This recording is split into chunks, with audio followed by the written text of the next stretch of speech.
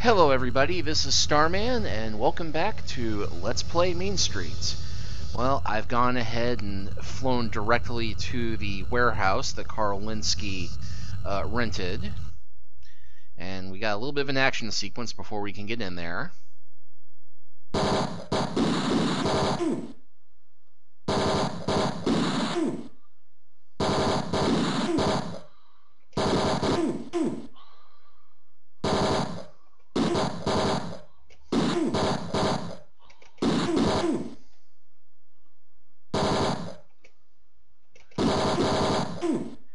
Die, you dirty so-and-sos!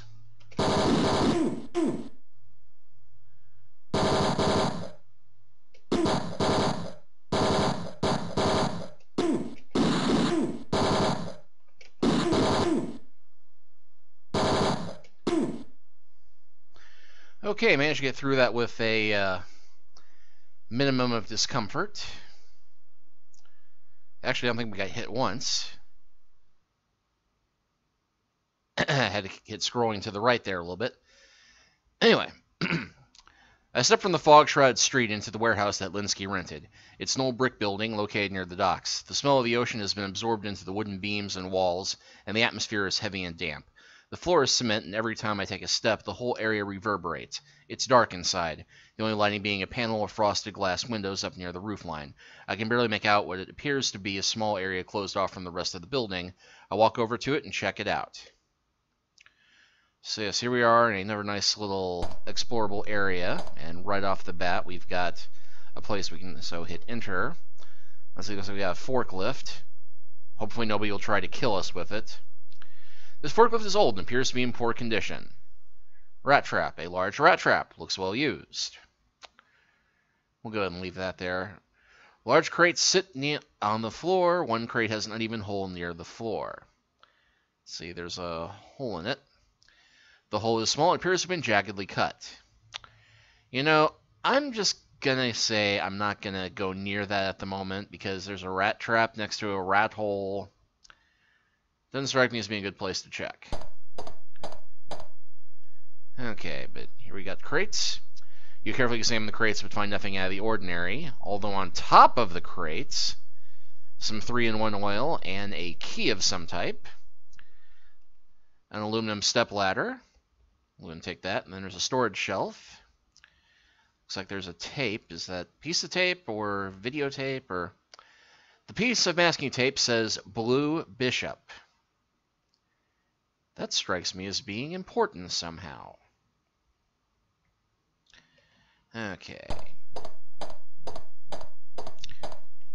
Let's see. Machine. The large machine is called an alpha wave processor. It is too awkward to carry around and it won't fit in the trunk. Look at the crates. You carefully examine the crates but find nothing out of the ordinary, although it seems that the crates have ammunition. Which we will take because, you know, we don't want to run out of that. Boy, they weren't kidding about the footsteps reverberating. Alright, let's see. Newspaper. Newspaper articles circled on the death of noted scientist Cal Davis, death caused by an accident in his lab. Huh, another scientist dying right before this one. That seems suspicious. Let's see, look at the desk, standard office desk. There is a fax machine. Fax machine is operational. There is a message. The message reads, Professor, they're on to you. I suggest you disappear fast. The name at the bottom of the fax message is Sonny Fletcher. Okay, I'll go ahead and write those down in our little notebook real quick. Cal Davis and Sonny Fletcher. And take that as well. All right, let's see. Look at the computer. The computer will not operate without a pass card. And the printer, standard laser printer. Okay.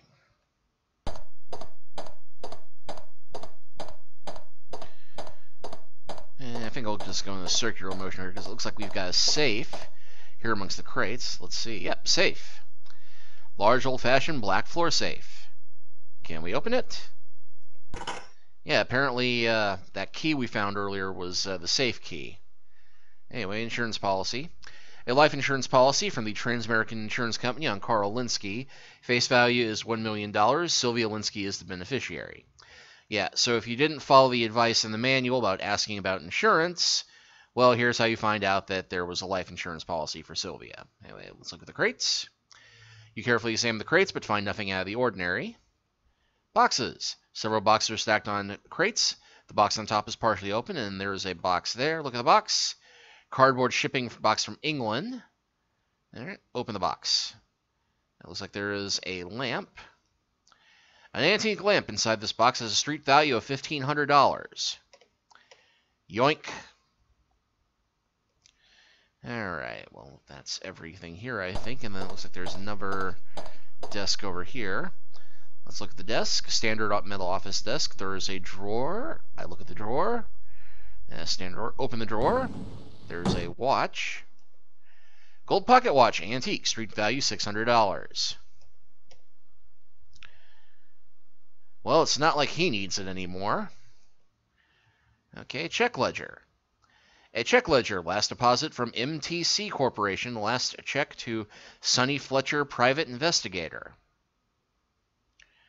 Let's see, cabinet door, open the cabinet door, not move, open.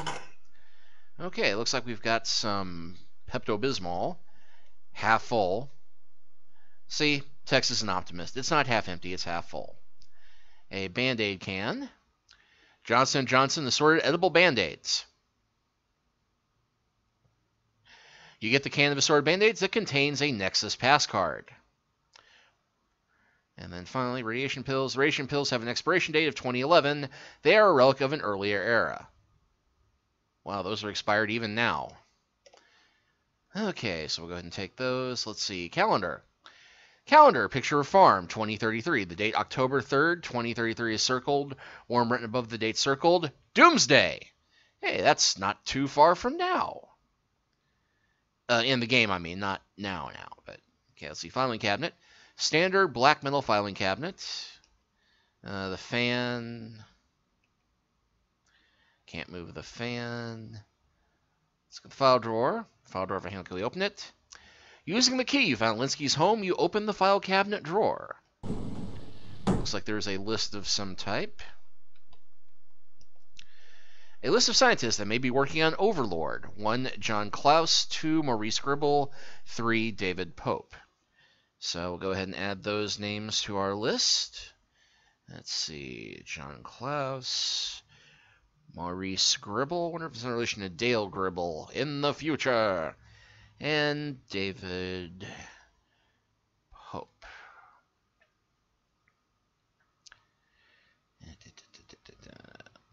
And we'll go ahead and get that list. And go back. And I think that's everything.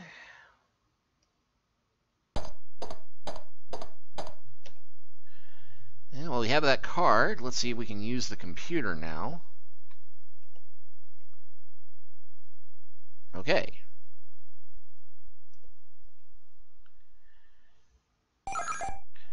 Okay, insert blue pass card. That doesn't look blue to me.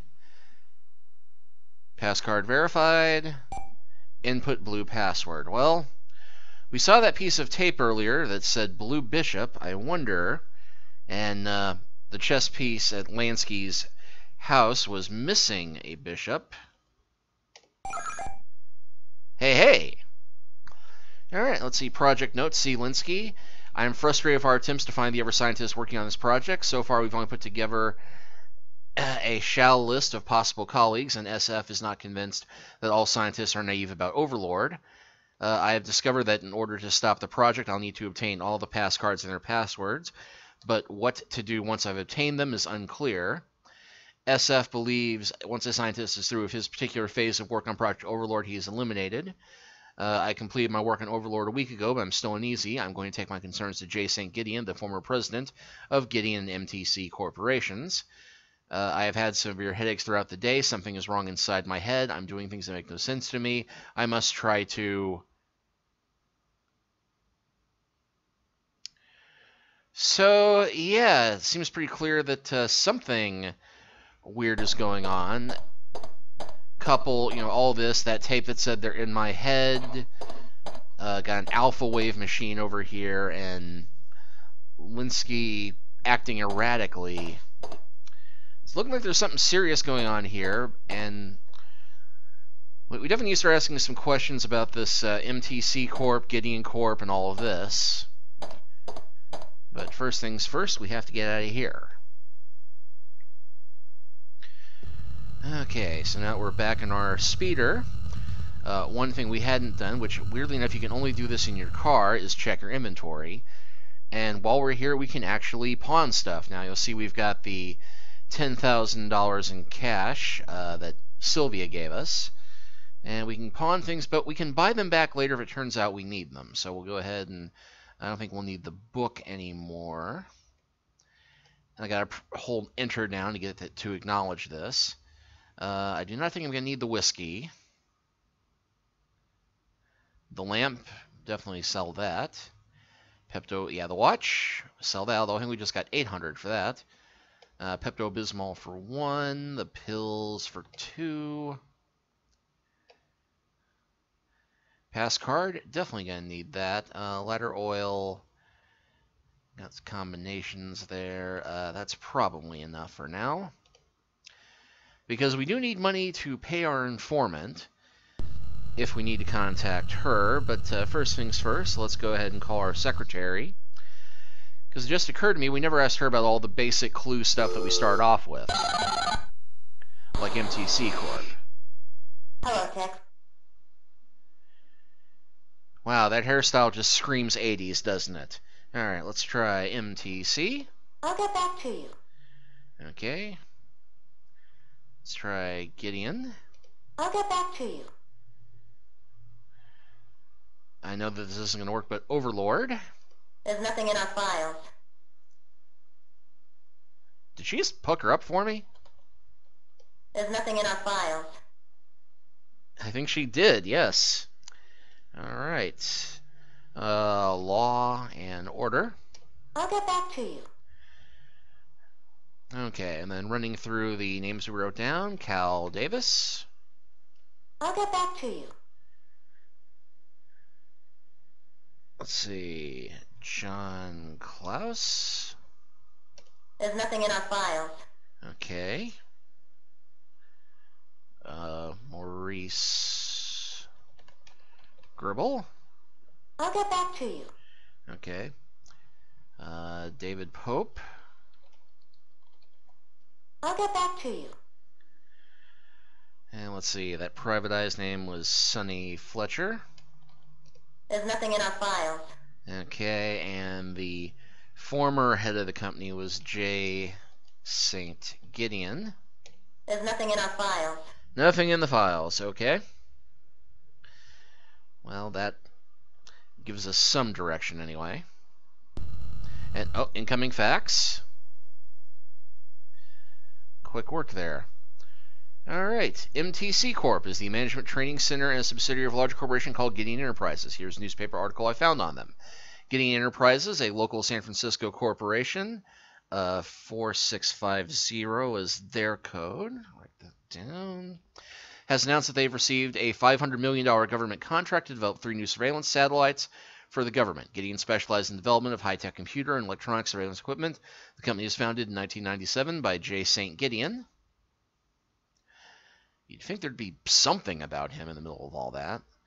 Mr. Gideon is now retired and has turned the reins over to Mr. Frank Schwimming, who is president and chairman of the board. And got another incoming fax.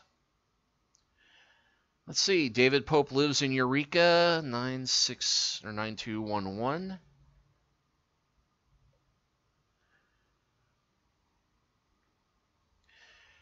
Maurice Gribble lives in Palm Springs, 8231.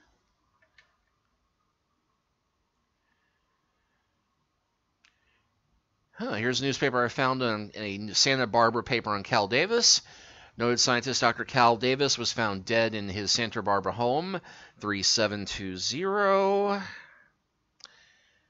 Saturday, Cal Davis, who coincidentally had been a professor at the University of California at Davis, died of an overdose of cyanide, 631. Why are they noting that's a coincidence if he died before the first guy? Anyway, according to police detective, or did he die for? I'm confused on the date here, but anyway. He died of an overdose of cyanide 631, according to police detective Smiley Monroe of the Santa Barbara Police Department, 3614. Jot that one down. Dr. Davis must have accidentally grabbed a flask of cyanide 631 instead of the Diet Coke sitting next to it. Although Diet Coke and cyanide have some similar properties, I do love the subtle humor in this game. Diet Coke and cyanide have similar properties. Yes, come on. The main ingredient of cyanide is toxic and killed Mr. Davis within minutes. A close friend, Aaron Sternwood, discovered Dr. Davis on his laboratory floor. Let's write that name down, Aaron Sternwood. I can't believe it. He never drank poison before. Well, I should hope not. He should try to be more careful. When I found him, he was gasping for breath. He mumbled some chest term, and then he was gone, said Sternwood. Funeral services are pending. Okay, so we'll make a note about Aaron Sternwood. We definitely need to look that guy up. And then we got the code for Monroe, the police officer on that. Chest term. I'm detecting a trend here. And got one more fax. Let's see. The Law and Order Party is a quasi-fascist political organization dedicated to controlling the government. They've moved from their San Francisco office somewhere in Southern California. No one seems to know where their main headquarters are now located. The head of the party is a man named Robert Knott. He's rarely seen in public, but through strong political connections, he's built a very powerful organization.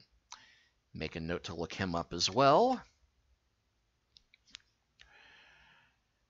Okay, Gideon Corp is a large company involved in electronic surveillance equipment. This is the same thing as MTC from earlier. Mr. Gideon is now retired.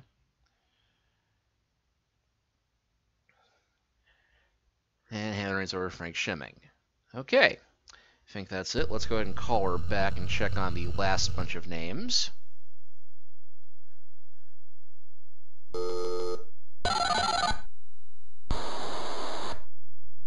What's up, Tex? Yeah, I'm wondering why my futuristic phone has a dial tone on it. Anyway, let's see. Smiley. Well, we got a code for him, so we can just get him. Aaron Sternwood. Okay. Robert Knott. Okay. Just okay, all right.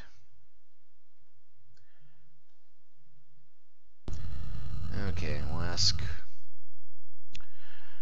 call our informant while we're here.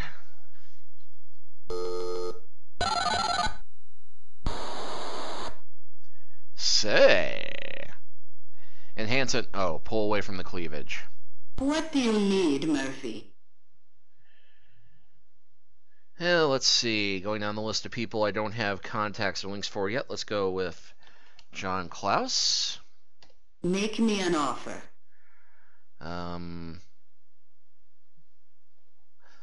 Shall we say 500? Be realistic. Okay then, 600. That seems fair. Processing fax. Estimated arrival 110. Okay, tell me about Sonny Fletcher. Make me an offer.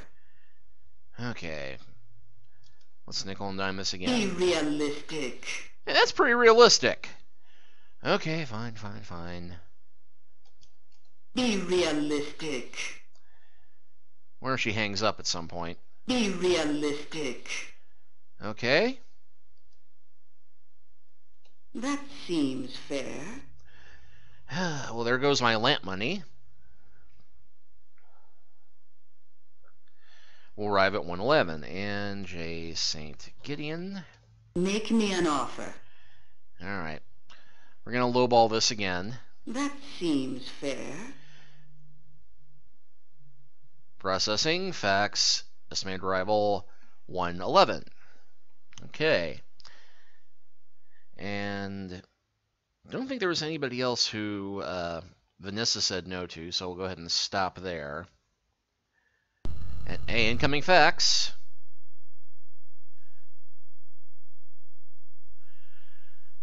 Okay, to find Aaron Sternwood, talk to Smile Monroe. He's a police officer in Santa Barbara. Okay, we had that code already.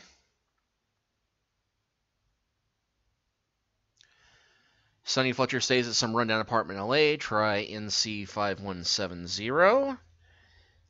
Alright.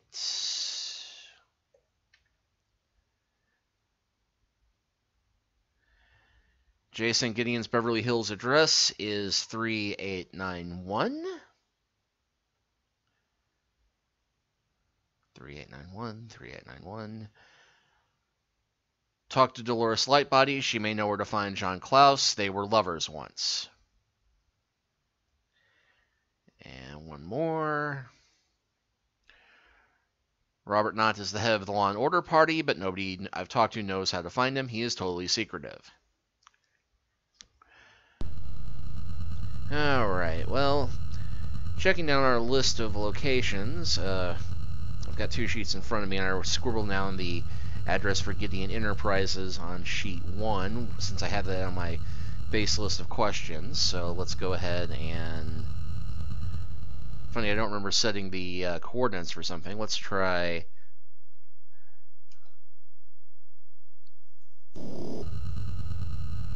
Yeah, just 3 miles away.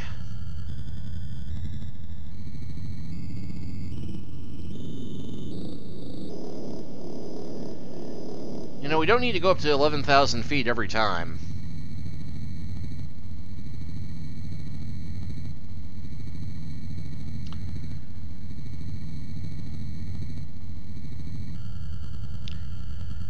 Okay, if we have any more of these long flying scenes, I may start dubbing some music over them just to amuse you.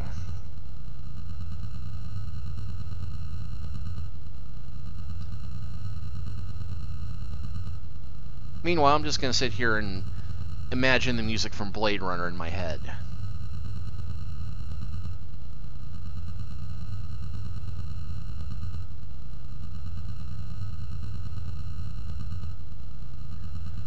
Alright.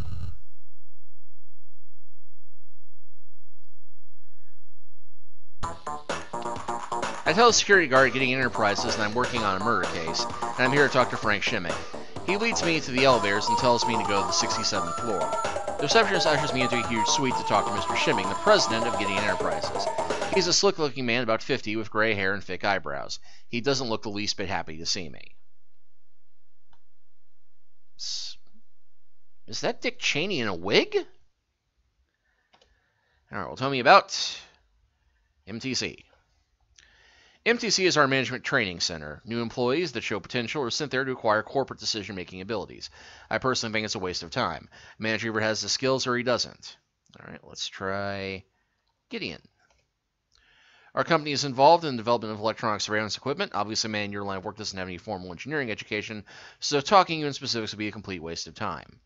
Aw, what do you think of me? I think your IQ and my 7.5 hat size are probably the same. Okay, let's get bold here. That name means nothing to me. Of course it doesn't. Can't help you with Nexus, Law, and Order. Everybody's heard of them. I'm no expert. If you're through with your stupid questions, get out of here. Let's ask about Cal Davis. I couldn't possibly know every employee who works at the companies I manage. Sure, you have something better to do with your time than bothering with trivial questions. Well, for that matter... Linsky. Oh, the old scientist who committed suicide. I understand he'd done some work for our MTC, which is our management training center. The personnel department could have told you that. Anybody else finding this at all suspicious that, you know, he doesn't know everybody, but I mentioned one name? Oh, the guy who committed suicide.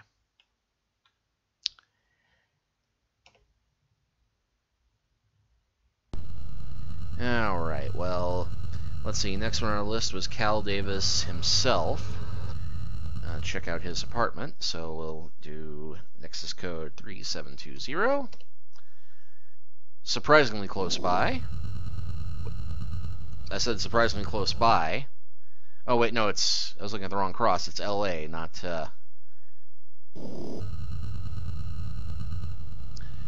Okay, so he is in Los Angeles somewhere, apparently. Or was. Okay, well, we'll fly on down the coast.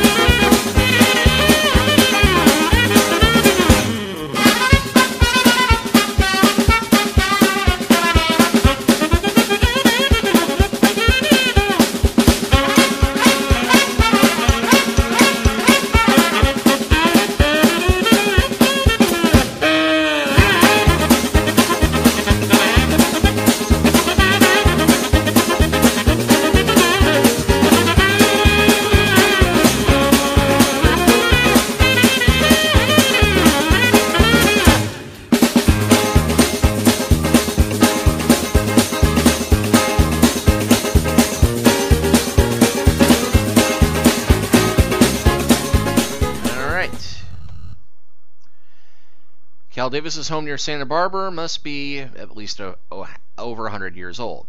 There's still police tape across the entryway. Somebody must have left the cooling system on because the air is chilled and damp. I walk down a hallway and up a flight of stairs to a large open room. This is what I'm looking for. As I enter the room, the burglar alarm sounds, and I have about 10 minutes to shut it off before the police get here. No pressure.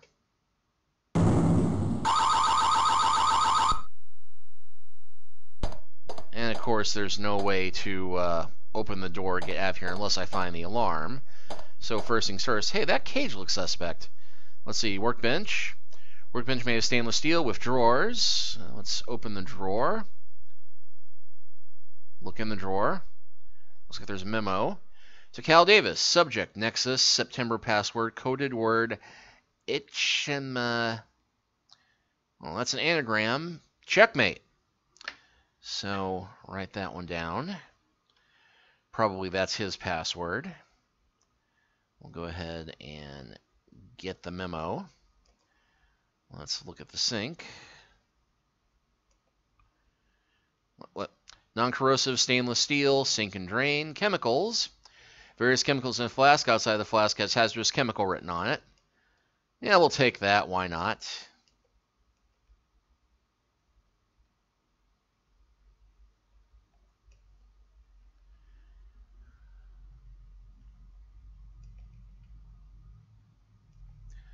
Rack of test tubes above the table. We will get the test tube.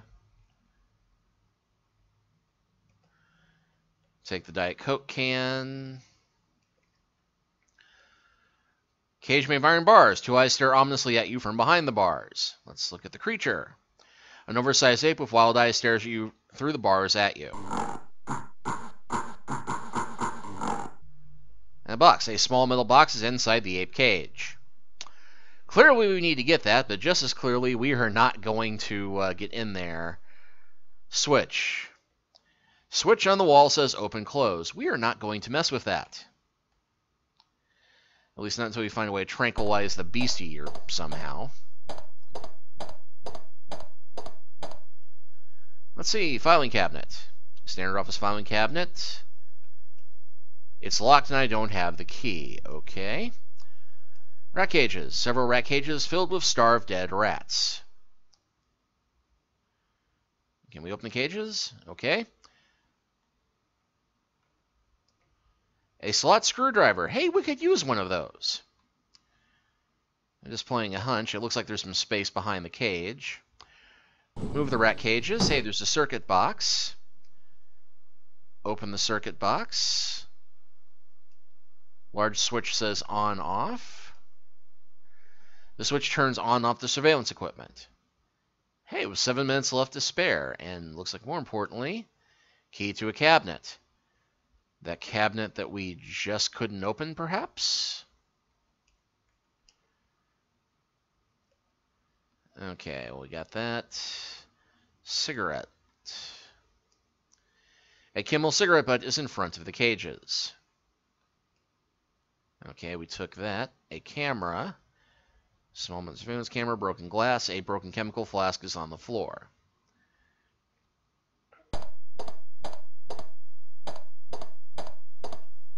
Let's see. Table. A stainless steel table is bolted to the floor. Straps. Lever straps bolted tightly to the table. I'm guessing either he had a lot of wild parties in here, or he was doing experiments that required stuff being strapped down. Let's see. Look at the drill. A drill mounted on a concrete base next to the table. A small switch mounted at the base of the drill. Well. And the book. The book is titled Control of Primate Behavior Through Microchip Technology by Dr. Cal Davis. My God. He was experimenting on damn dirty apes and turning them into killers. Probably. But we'll go ahead and get the book.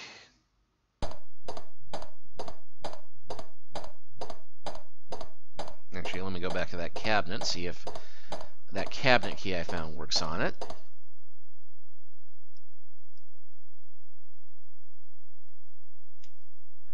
Okay, it does not open that cabinet, it seems.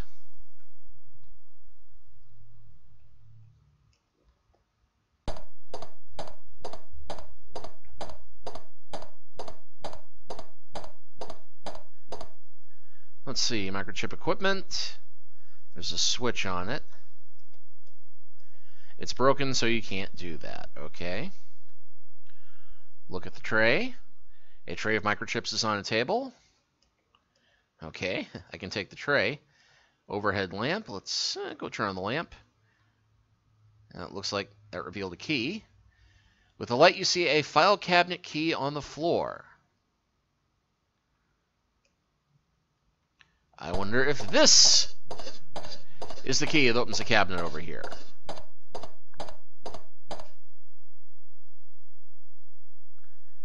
I don't want the workbench, I want the filing cabinet. There we go. This doesn't open, but the drawer will. Okay, then. Open the drawer. Looks like, hey, there's an invoice. You look through the papers and see an invoice dated 2 days before Cal Davis died. Precious Metal Incorporated, gallium arsenide bar, $2,000. And we still haven't checked over here in the corner. Let's see, look at the desk, metal office desk with fax machine, computer, and side drawer. Okay, standard drawer. We will open the drawer. It's locked and I don't have the key. Fax machine, though, operational, but there's nothing on it. Let's look at the computer. Computer won't operate without a pass card. Has a swivel chair, light switch. Does that reveal any mysterious keys? Not so much. Look at the wall cabinet. Can we open the cabinet? Hey, gallium arsenide. For microchip development, street value is $2,000. Yoinks and away.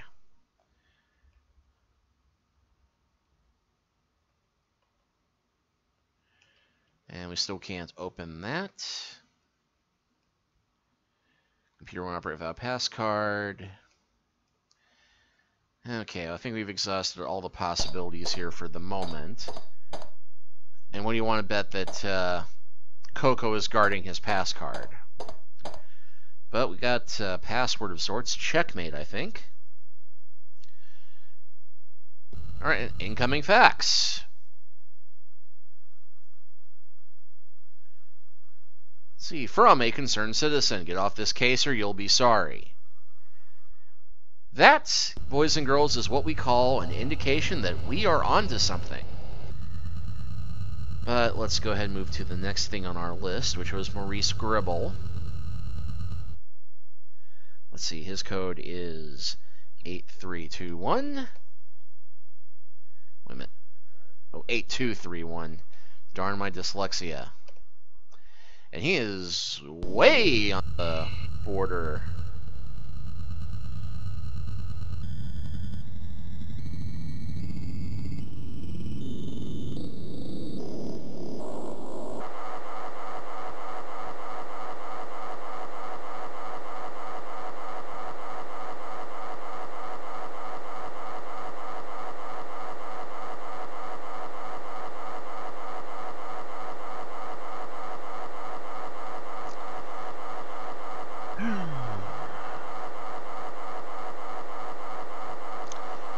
You know, I'm once again thankful that they gave you the option of having the autopilot do everything rather than having to fly this yourself.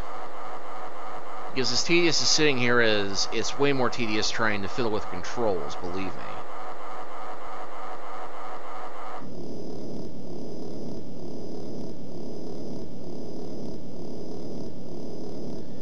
And I'd be willing to bet that that gray expanse right there is the limit to where we can go, and if we go to it, something had happened. Actually, you know what? Just for the heck of it.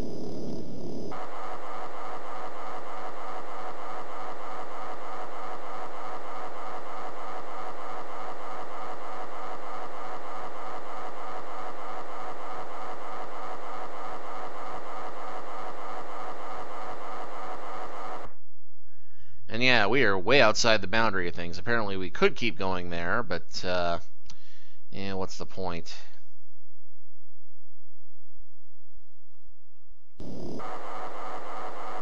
Okay, so spinning back around.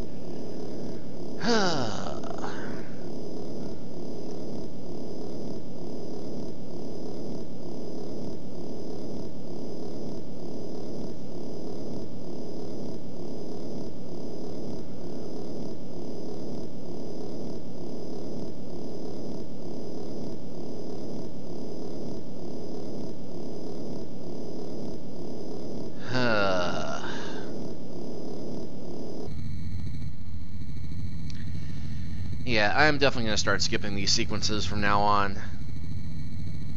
You're welcome.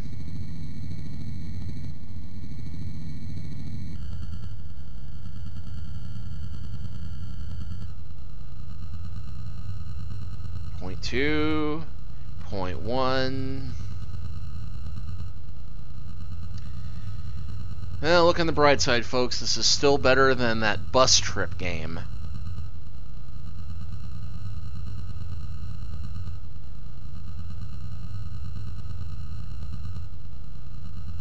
Alright.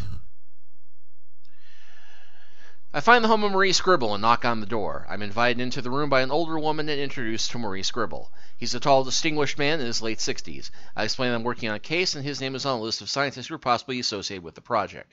He explains that he's been in retirement for a number of years and spends his time golfing and relaxing at the country club. He says he's due at the golf course and shows me the way to the door. I thank him for his time and go back to my speeder. So, dead end. Dead end, dead end, dead end, dead end, dead end, dead end, dead end. Alright, let's see. David Pope was next on our list. Oh, for the love of... he's on the other side of the state. 645 miles.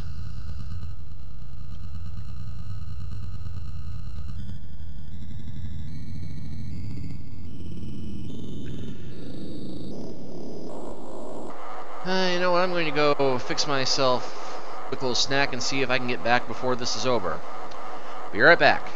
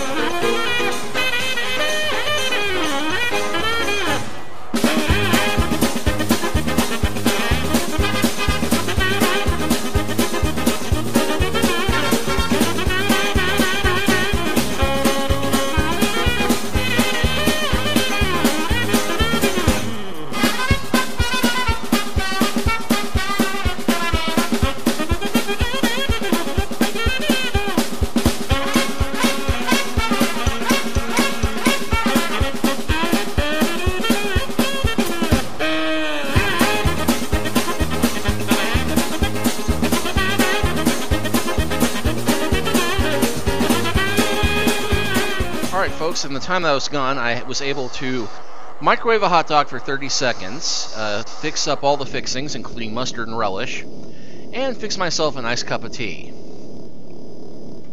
So yeah, ridiculous amount of flying and traveling in this game.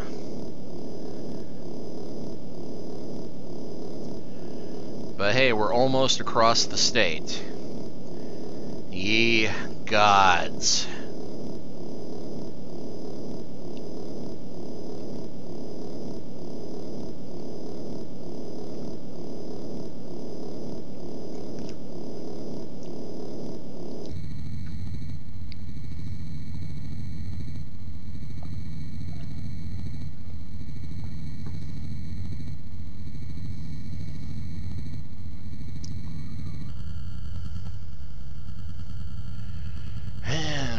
And we're loading.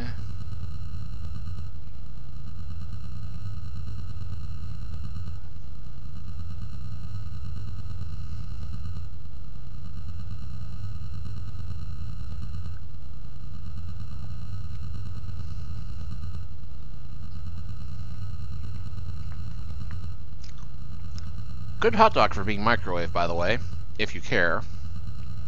Anyway.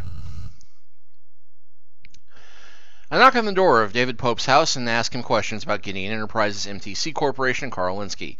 He says he hasn't heard of any of them. He works for Xenomorph Corporation, a division of Bugs R Us. They train large mutated cockroaches and beetles to be butlers and factory workers. I continue to question for a few minutes, but learn nothing more to help me in the case, so I return to my speeder. All that for that. Cockroach butlers. Like I said, the best thing about the Tex Murphy games is the twisted humor. And you have to dig it to find it in this one, but it's there. Alright, well, the next one we had on our list was John Klaus. Unfortunately, we need to talk to Dolores Lightbody to find him. So, let's see. Her code was 4920. And here we go again.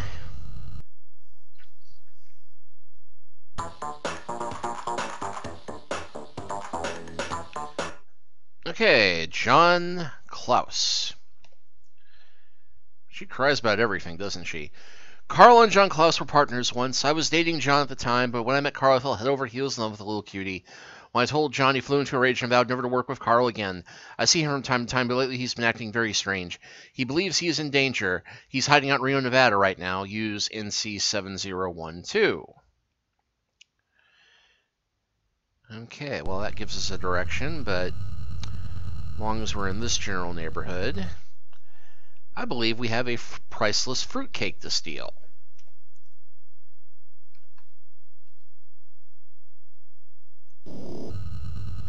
Okay, slight course correction there. Turns out I typed in the code for Linsky's office rather than his apartment, but we're at the right place now. And yes, decor as before.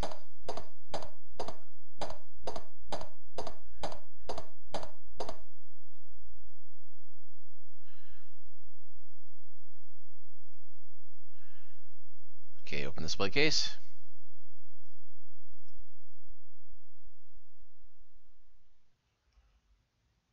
Use the slot screwdriver to shut down the magnetic field and open the case.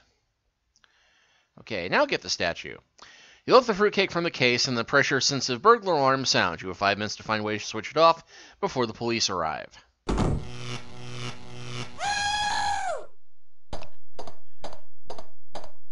Huh. And we can't open the door, obviously.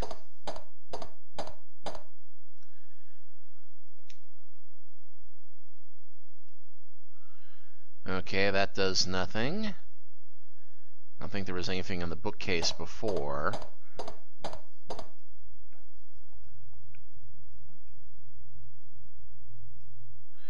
Wait, who closed the bar door? For that matter, didn't I take the shoebox? Aha! Makes a small clicking sound. Alright. And huzzah, we have our priceless fruitcake.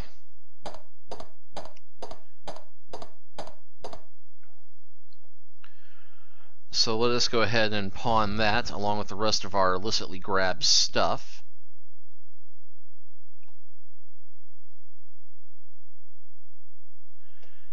There we go. $4,000 fruitcake.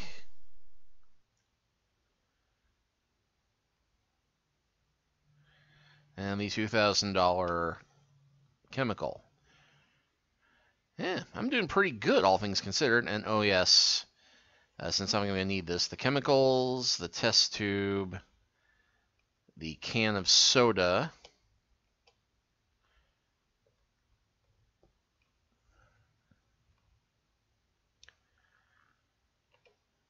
then the tray of stuff.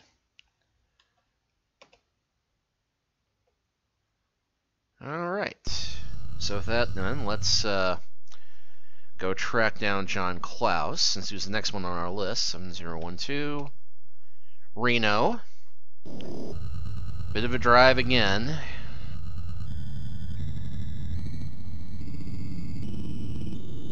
Alright, here we are at John Klaus's. And we just get a map of the immediate area. I arrive in Reno, a small office complex. The building is fairly new, being designed in the post-nuclear period. As I walk in, I see a gray-haired man about 50 sitting at a large table. Professor Klaus? The man looks up with a shocked look. How'd you find me? He says. It's my business, finding people. I give him my credentials and background on the Linsky case. So let's ask about Carl Linsky. Carl and I used to work together, but we had a falling out over Miss Lightbody. She was my chick and he took her away. He'd been trying to get in touch with me, but I wouldn't return his calls. I was sorry to hear about his death. Alright, let's ask about Dolores. What can I say other than that she's a babe? That chick can really move on the dance floor. You know, not gonna judge.